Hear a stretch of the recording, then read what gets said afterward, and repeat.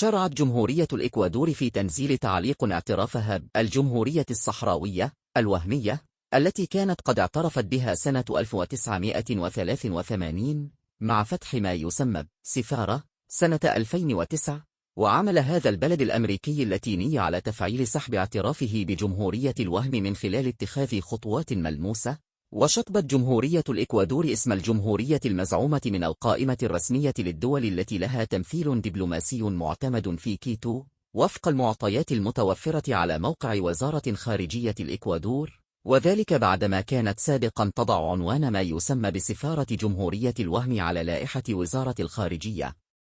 وأصدرت جمهورية الإكوادور أوامر للانفصاليين بإغلاق ممثلية الجمهورية الانفصالية ومغادرة البلاد، وتظهر صور وفيديو بها أن الممثلية المزعومة مغلقة، وأن العلم الوهمي قد أزيل من واجهة المبنى. وكانت غابرييلا سومرفيلد وزيرة خارجية الإكوادور أبلغت خلال مباحثات هاتفية نظيرها المغربي ناصر بوريطة بهذا القرار وبرسالة الإخطار التي بعثت بها إلى ما يسمى بتمثيلية الانفصاليين في كيتو.